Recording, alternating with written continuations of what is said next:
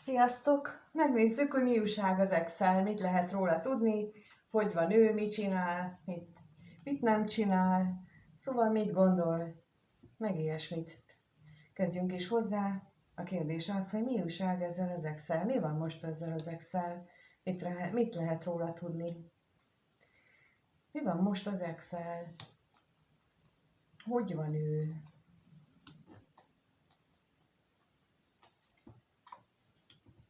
Úgy látom, belevetette magát a munkába,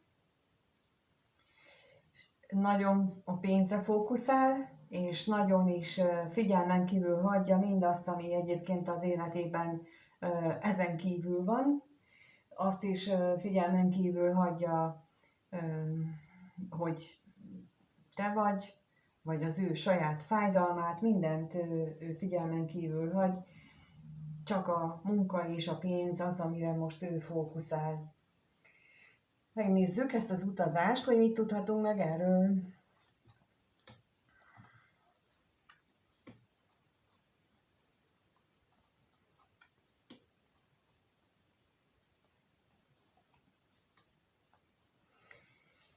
Olyan, minthogyha ő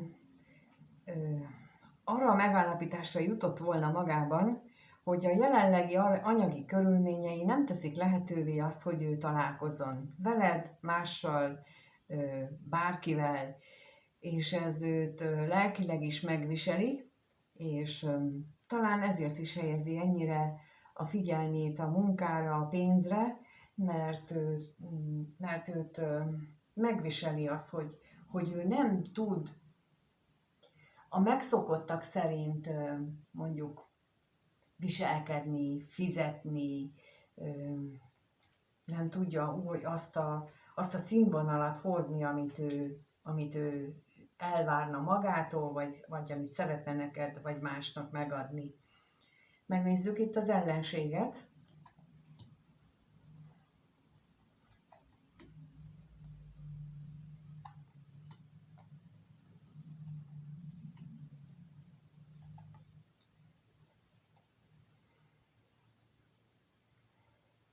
Hát itt a reménytelenséget, vagy a nehézítő körülményeket tulajdonképpen az ő kapcsolati mintájával van összefüggésben, tehát hogy vannak emberek, akik úgy nőnek fel, hogy különösen például, hogyha nézzük az amerikai mintát, ott még ma is nagyon túlnyomó többségben vidéken elfogadott dolog, hogy a lányok azért, vagyis úgy nőnek fel, hogy ők majd egyszer anyák is, feleségek lesznek, és a férfi az majd eltartja.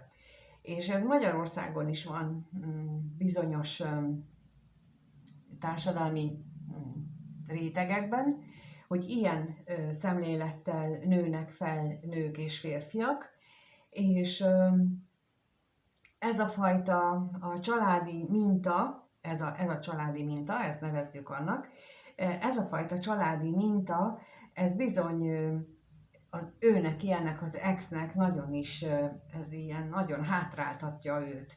És talán pontosan emiatt van neki annyira fókuszban itt a munka és a pénz, mert hogy ha ő férfi, akkor ő úgy gondolja, hogy például az ő kapcsolati rendszerében nagyon fontos, hogy ő kit és hogyan tud eltartani, kit és hogyan tud, vagyis hol és hogyan tudja ő biztosítani az anyagi hátteret, és akkor ehhez ő neki adni kell mindent, és akkor ebben neki bele kell tenni apait, anyait, és ő ezzel van itt elfoglalva, ez okozza a nehézséget az ő életében jelenleg. Ezért van az, hogy ő itt erre fókuszál. Megnézzük akkor, hogy te vagy-e az, aki miatt ezt így gondolja, vagy valaki más van az életében. Tehát azt kérdezzük, hogy ez az ex hogyan gondol a nézőre, milyen gondolatai vannak vele kapcsolatban, mennyire fontos az ő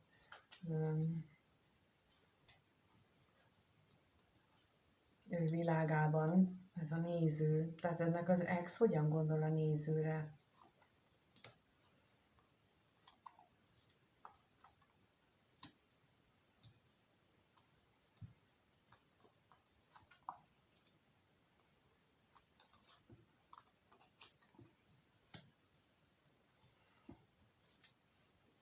valószínűsíthető az, hogy te is közrejátszol abban, hogy ő ilyen nagyon a pénzre fókuszál, ugyanis itt azt látszik, hogy ő szeretne többet adni, szeretne több anyagiakat is, értéket adni a számodra, mint ahogy azt eddig tudta, vagy ahogy jelenleg tudná, de nincs rá lehetősége, vagy esetleg úgy gondolja, hogy te vársz tőle többet, mint amit ő adni tudna. És ő ebben nagyon is, hát emiatt nagyon küzd, nagyon nehezen viseli ezt el. Mondjuk, hogyha arra gondol, hogy mondjuk te többet várnál tőle, mint amit ő adni tud neked, akkor ilyen esetben nem is csoda, hogy ő ennyire munka- és pénzközpontúvá vált. Akár arról is lehet szó, hogy erről korábban beszéltetek, nem vele kapcsolatosan, hanem úgy általában véve lehetett olyan kijelentésed, hogy neked fontos az, hogy ez meg az meglegyen az életedben, fontos az, hogy te meg tudd engedni magadnak ezt vagy azt, és akkor ő ezt úgy vette, ugye, mint az előbb itt láttuk az ő saját mintájából, úgy vette, hogy az bizony tőle várnád el. És lehet, hogy pontosan emiatt is lépett le, mondjuk így, tehát, hogy szűnt meg a kapcsolat köztetek, mert ő túl nagynak érezte azt, amit támasztottál vele szemben igényeket, és pillanatnyilag ezt ő nem tudja megadni, és lehet, hogy emiatt is van benne ez a bosszúság, ez a belső küzdelem, de megnézzük akkor, hogy miért van itt ez a bosszúság, mit tudhatunk meg róla.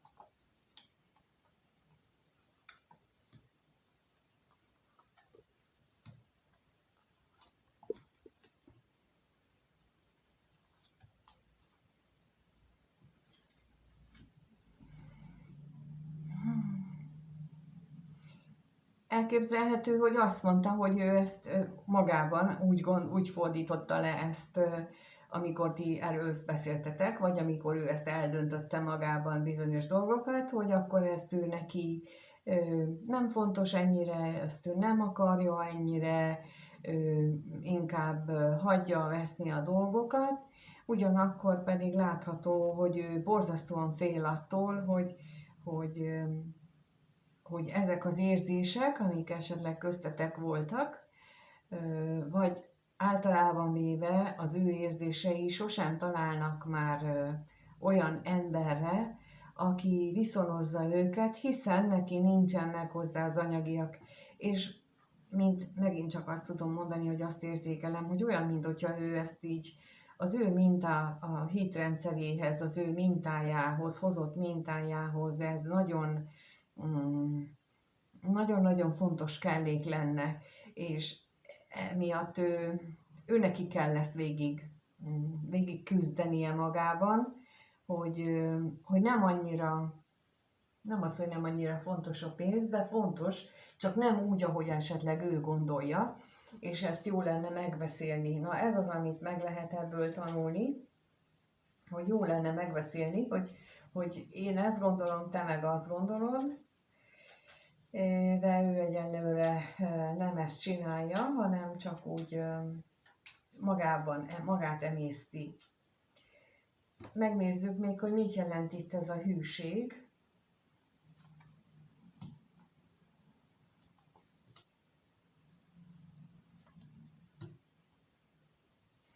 Ez egy ilyen kitartó, permanens elbizonytalanodást mutat, ami a kommunikációt illeti, azt is egymással való, tehát a veled való beszélgetéseket jelenti, de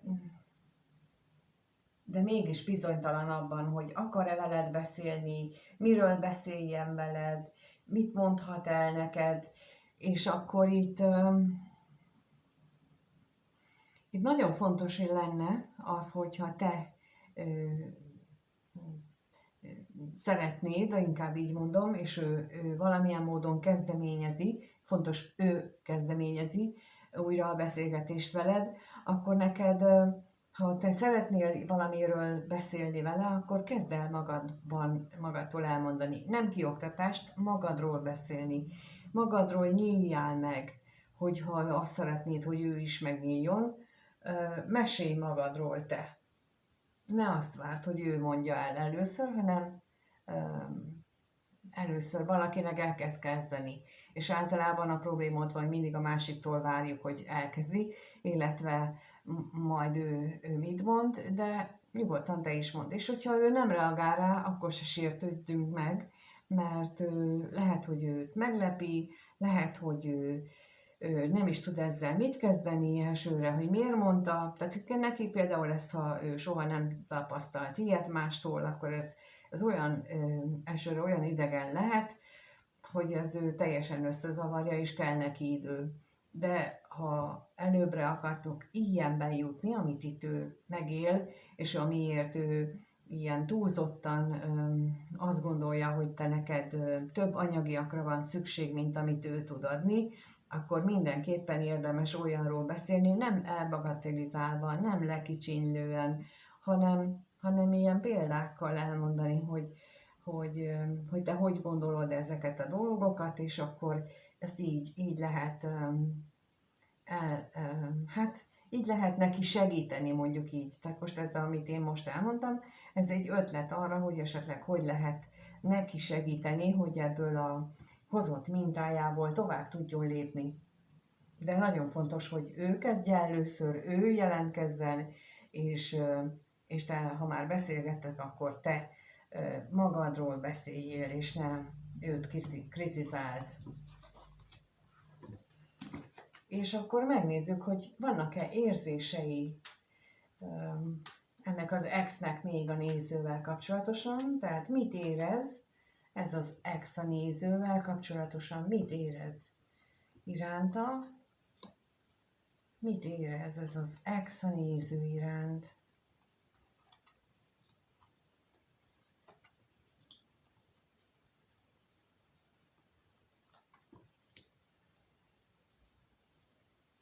No, hát a múltbeli dolgok, azok őt nagyon elbizonytalanították, az is, ahogyan ti ketten voltatok egymással, az is furcsa volt a számára, idegen, ismeretlen, ugyanakkor meg nagyon tetszett neki, reménykeltő is volt a kettőtök kapcsolata, de olyan, mintha ő visszahúzódott volna és bezárkózott volna egy idő után, mert akár az is lehet, hogy azért, mert te esetleg úgy érezted, hogy te lerohanod. Na erre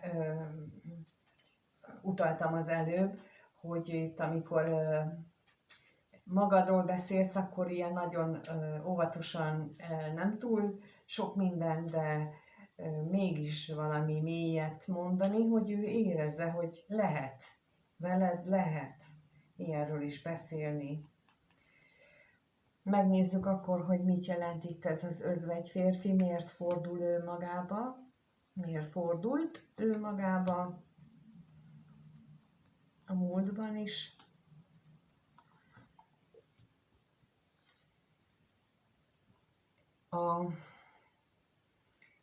Vagy az eddigi tapasztalatai, vagy a családi mintái azt mutatták, hogy itt a hevesség, a szenvedélyesség az nem megengedett, például egy találkozásnál, és azzal csak elriasztja magától az embereket. Itt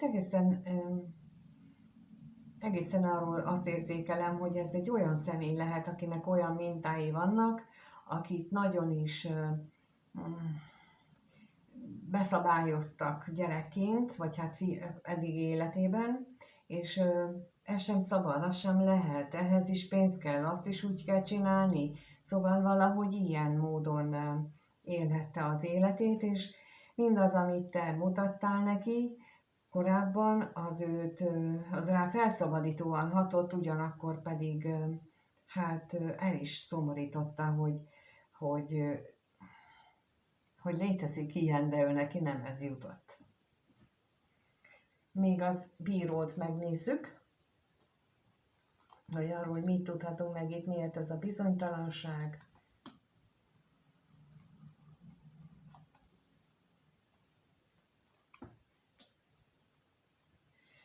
Hát, hiába vágyakozott, ő egy hosszú távú szoros kapcsolatra kettőtök között, akár gyermekkel is megáldva, mégis úgy döntött, vagy úgy gondolta annak idején, hogy érdemes, vagyis nem érdemes ebbe belekezdeni, mert hogy ez olyan nagyon távol áll attól, amit ő eddig élt, és itt megint ez amit itt az előbb kifejtettem, hogy nagyon más mutattál neki, és akkor még nem tudta ezt elképzelni. Lehet, hogy most is ugyanígy tart, bár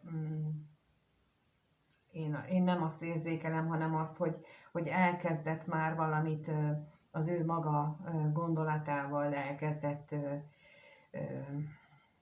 változtatni az eddigi hozzáállásán, de minden esetre régen úgy gondolta, hogy annyira nagyon távol áll tőletek, vagy távol álltok egymástól nézetben, hogy bizonyos dolgok tekintetében, hogy jobb az, hogyha ő visszavonul, és igazából nem. De ettől függetlenül azt tudom mondani, hogy itt viszont nagyon reményteli és vágyakozásteli érzelmeket táplált irántad, de hát nem azt választotta. Megnézzük akkor, hogy mire számíthatsz a következő 1-2 hétben, tehát a kérdés az, hogy a néző mire számíthat ettől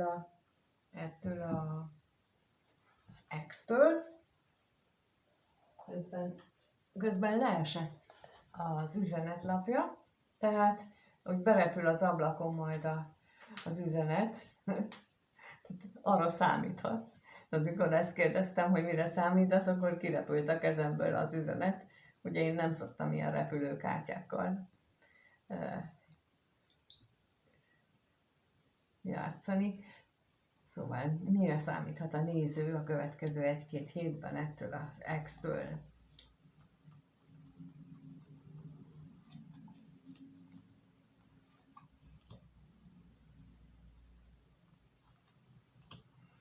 Hát nehéz, fájdalmas gondolatai lesznek a saját életével kapcsolatban, az elköteleződéssel kapcsolatban, a kettőtök találkozásával összefüggésben. Tulajdonképpen ezzel nincs is mit csodálkozni, hiszen még a következő 2 hétben még ennek van itt az ideje, hiszen a Merkur retrográd a Rákban, és ez a család, az otthon, a kapcsolódás, a múlttal való kötődésünk, és annak az átgondolását, a belső megéléseinknek az átgondolásának az időszakára ösztönöz, vagyis időszaka van, erre ösztönöznek az energiák, ezek az égi energiák, ezt akarják velünk csináltatni, hogy haló, akkor most tessék befelé figyelni, ugyanakkor most fordult a héten, 2 nappal ezelőtt fordult hátráló mozgásba a Neptunusz, látszólagosan csak persze, amelyik viszont azt az időszakot hozza decemberig, hogy lássunk tisztán, szűnjön meg az illúzió, tisztázódjanak ki, és 1-2 hónap múlva olyan lesz, minthogyha felszállt volna a köd, és akkor látjuk, hogy hol állunk, és akkor kiderül, hogy eddig végig egy mocsárban topogtunk, mint a Hobbitban, az elvarázsolt erdőben, a törpök vagy a tünde erdőben, szóval mikor körbe-körbe mentek, ott is egyfajta illúzióban topogtak, és nekünk is egy ilyen időszaknak a kezdetén vagyunk, mármint a Neptunuszt illetően, ő is, nála is ezek az energiák látszanak, ő is sokat gondolkodik azon, hogy miért van benne ez a sok bizonytalanság, Úgyhogy ezen nincs is ezen mit csodálkozni, de megnézzük még azt, hogy mi itt ez a gondolkodás, mi az, ami konkrétan így gondolkodik.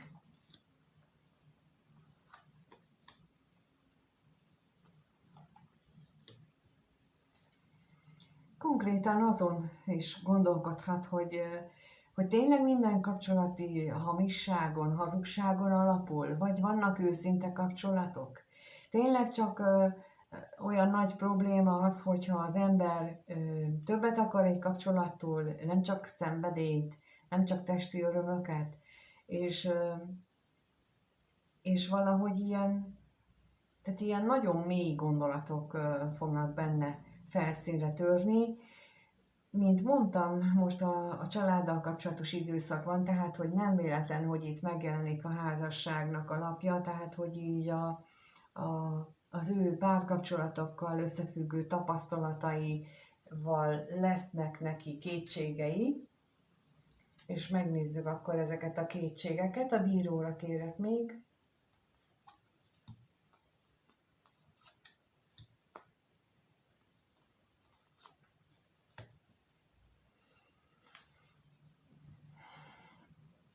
Hogy az előző kapcsolatában van egy személy, vagy pedig a szülői házból hozott olyan idézőjelesen jó tanácsokat, amelyek hát elég sok kárt okoztak már eddig is az életében, de legalább most odáig jut, hogy olyan, mintha ezeket kezdené felülbírálni, ezeket kezdené átgondolni, ezeket kezdeni megvizsgálni, hogy tényleg igaz-e ő rá is, vagy csak az akkor volt igaz, ott volt igaz, és ma már ez nem igaz. Szóval így a következő időszakban úgy látom, hogy ez az ex beleáll az áramlásba, és azzal fog foglalkozni, ami most támogatott energia, vagyis hogy nézzen önmagába, nézzen meg a családot, az ő családhoz való hozzáállását, az ő családi mintáját, és akkor ezt gondolja végig, és próbáljon változtatni rajta. Ezt javaslom mindenki másnak is, akik itt vannak és nézik a videót, mert bizony ez most egy támogatott időszak, és hát lehet nem csinálni ezt.